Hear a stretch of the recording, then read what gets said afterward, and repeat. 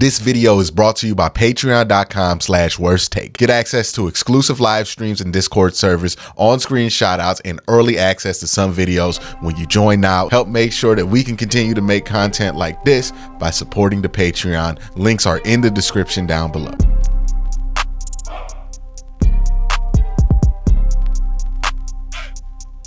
Last week, I think, made it obvious to everybody who's been watching or anybody who's been holding on any level of hope that this Deshaun Watson thing is just not going to happen the way that the Browns intended it to in 2022.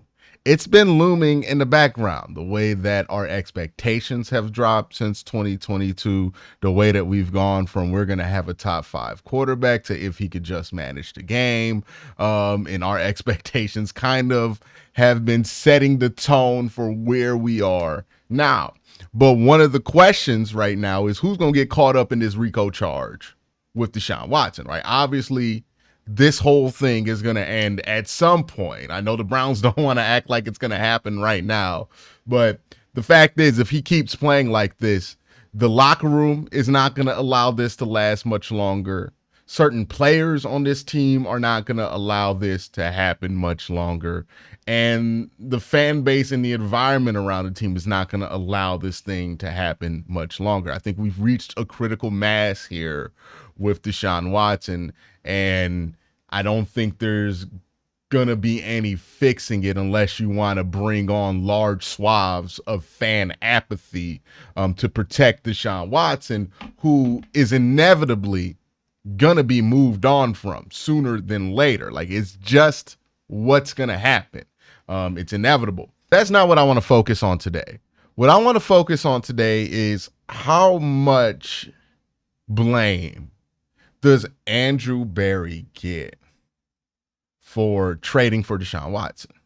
Because on one hand, I can make the argument that on paper, this trade made sense, given what Deshaun Watson's performance was in Houston, what you expected that performance to be in Cleveland, and what the compensation was for a player who has performed to that level.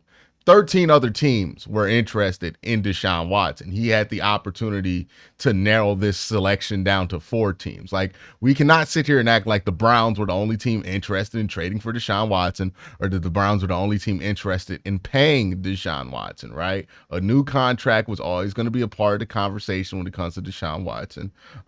And a big time trade with that compensation was always going to be a part of the conversation when it comes to Deshaun Watson. So it made sense on paper at the time. I think there's going to be a lot of revisionist history to act like Deshaun wasn't worth it at the time as a football player. Now, we could talk about as what he's been charged of off the field, but the Browns thought they were getting one thing. They ended up getting into a whole nother thing. On one hand, you can paint this as the Browns are kind of a victim in this whole thing, right? They got bamboozled, led astray, hoodwink, insert Stephen A. Smith meme. But I think there's another part of this conversation that has been talked about by literally nobody until this video gets uploaded. And that is how NFL GMs and front office evaluators underestimate the impact of the mental hurdles a player has to get through and how that might affect how that player plays football. We're all human beings. How we're doing up here affects how we do physically. It just is what it is. I know a lot of us like to act like we're immune to it. A lot of us like to act like we're bulletproof, but deep down inside, I know, like you know, what happens in here, it definitely affects what happens with the body, what happens with your ability to do things with your body. It just does. It's human nature. It's natural. And oftentimes, people in football front offices, in sports front offices in general, grossly underestimate the power of this. See, if a player has an ACL injury, Oh, we take that serious. We wonder if that player's ever going to be able to recover physically from that injury. If a player has an Achilles injury, oh my goodness, we take that serious. We wonder if that player's ever going to be able to come back from this. But if a player goes through the public embarrassment and the fall from grace that Deshaun Watson did, we just kind of expected him to bounce back from that. No problem, right? I think that was a gross overestimation of what was actually going on. And I think that's the thing that Andrew Berry has consistently made the mistake of as his run as the GM in Cleveland, right? He's drafted players who have gotten in trouble with the law. He's traded for players who have gotten in trouble with the law. I think he underestimates the off the field stuff and the baggage that might bring and how that might affect a player's ability to play football. I think he grossly has underestimated this routinely. I think he is a good GM when it comes to like everything else that he does, but he has this bad habit of underestimating the amount that this can affect a player's ability to play football. And there's no bigger, more obvious case than this than Deshaun Watson. Now, if you want to go back in a time machine and go back to when I was talking about who the quarterbacks are that the Browns need to consider in order to replace Baker Mayfield, you will remember, if you were around in 2021, I never mentioned Deshaun Watson's name. I don't think I've ever thoroughly explained why it was that I've never advocated nor even entertained the idea in 2022 offseason, 2021 regular season, the idea of going after Deshaun Watson at that time. I was never a fan of it. The reason I wasn't a fan of it was two-part. One, didn't really care to be associated with what Deshaun Watson was associated with. Like, didn't want that to be associated with the Cleveland Browns at all. Now, once he got here, I did my job. I stayed objective, and I made sure that I was able to kind of be fair to Deshaun Watson and evaluate him as a quarterback. But I was never in favor of doing this in the first place.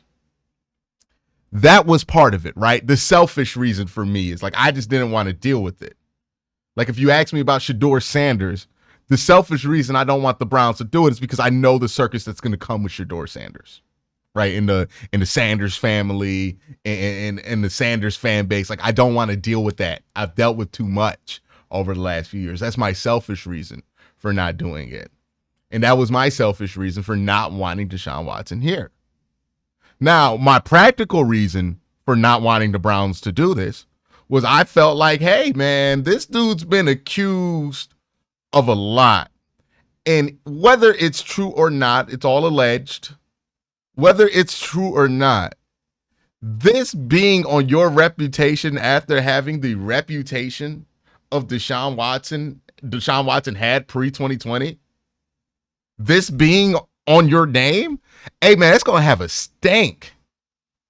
That's going to have an effect on you. Like, it's hard to recover from. We've seen this happen with athletes who have had their reputation kind of be destroyed in the public eye. And usually these athletes are never the same again, right? Kobe Bryant might be the only one who got through it, but he's Kobe Bryant. Tiger Woods, one of the greatest golfers of all time, if not the greatest golfer of all time, had a much lesser thing happen, right? He got caught cheating on his wife and then got ran over a golf cart or something. He hurt his leg. It was weird. Did a whole apology campaign with Nike. If you live through it, you remember what I'm talking about. Tiger Woods went through that. He was never the same. Now, maybe he aged at the same time, but I think that had an effect on him. Even somebody like Michael Vick, who did come out of this the other side, right? He had the reputation be destroyed.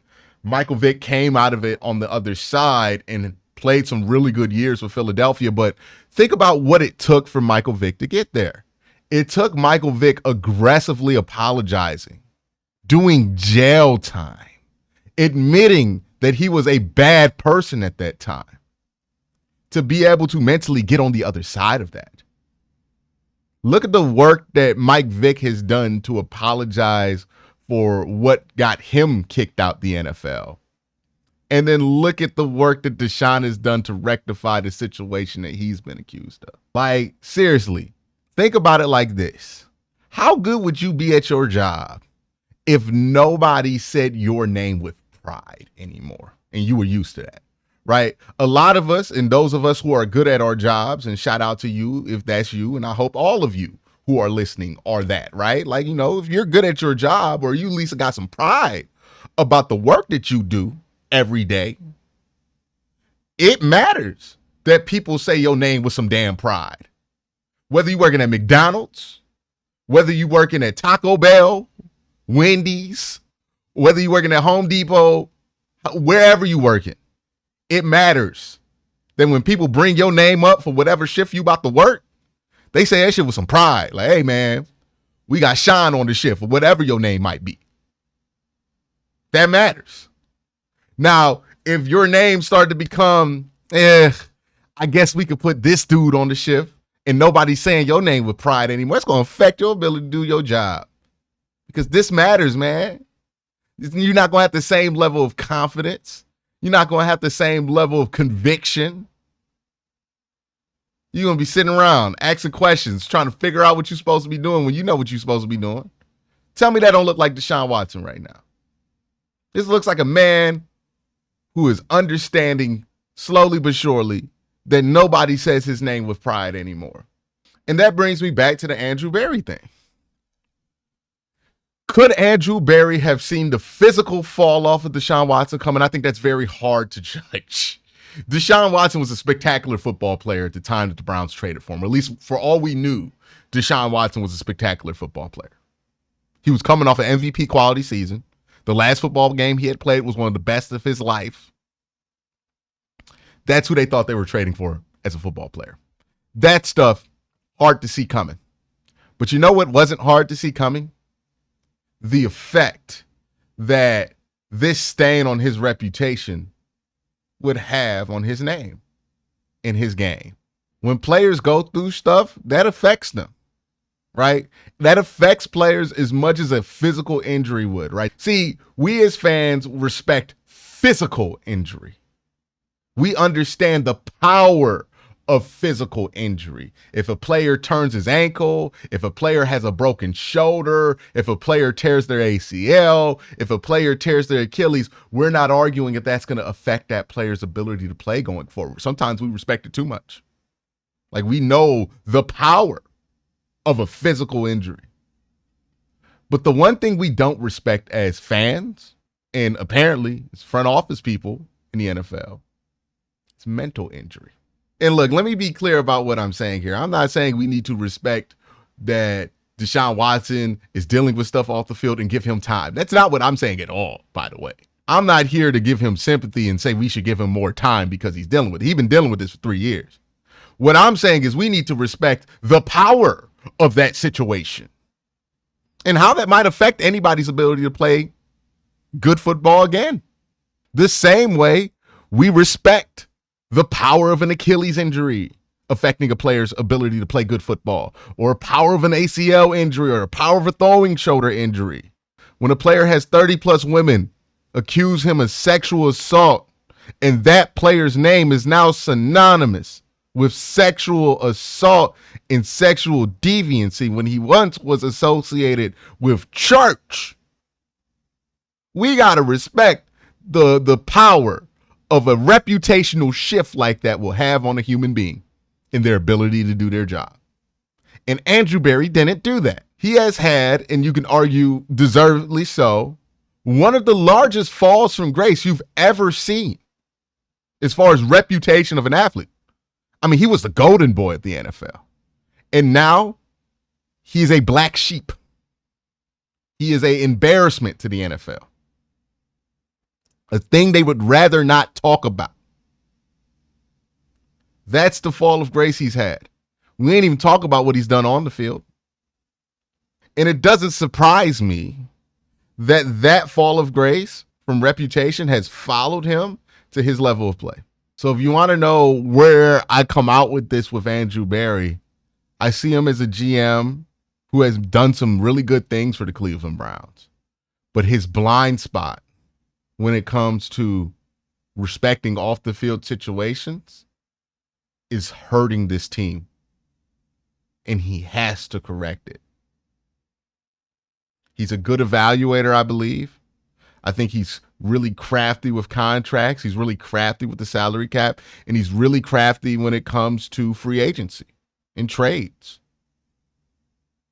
But this blind spot, I mean, you can pretty much point to all of Andrew Berry's big mistakes, and it comes back to this blind spot. And the blind spot is he doesn't respect off the field situations. When he hears there's off the field issues with DeJuan Jones, maybe he takes some plays off. He doesn't respect it. When he hears there's off the field issues with Michael Hall, he doesn't respect it. When he hears that there's off the field issues with Perion Winfrey, he doesn't respect it. He'd rather just take the player. He's too focused on what's going on the field that he doesn't consider that what's going on off the field can easily affect what's going on the field.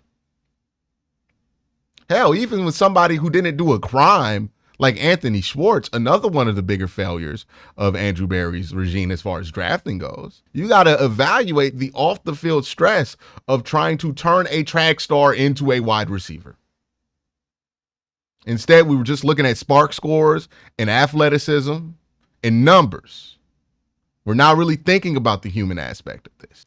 I was editing this video and I found the term that I want to use, but it's not the term in the way that we usually associate that word with. And the term is cynical, but I mean cynical as the second definition of it, which is concerned with only one's interest and typically disregarding accepted or appropriate standards in order to achieve them. Like this regime, Kevin Stefanski and Andrew Berry, has been deeply cynical by that definition, because they make these decisions without any regard of how the fan base is going to react, how the locker room is going to react.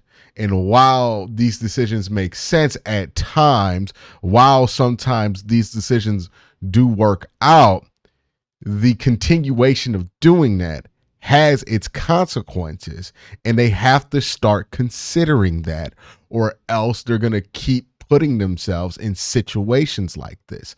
This is the blind spot of this version of the Cleveland Browns. As much good as they've done, as much success as they've had compared to other GMs and head coaches, right? You got a 2-time coach of the year, 2 winning seasons in 4 years, a success that's unprecedented for the Cleveland Browns since 1999. And I do appreciate and respect that. But this cynical approach to achieving that success has had its consequences.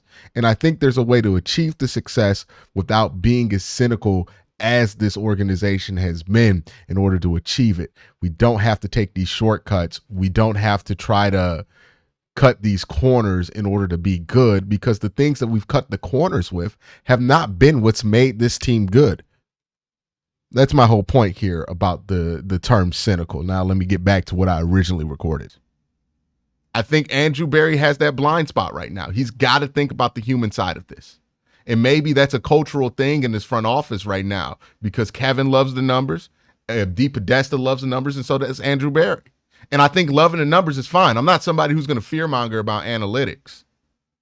I think analytics are good. It's more information. Anybody who fearmongers about analytics is just saying they don't like more information.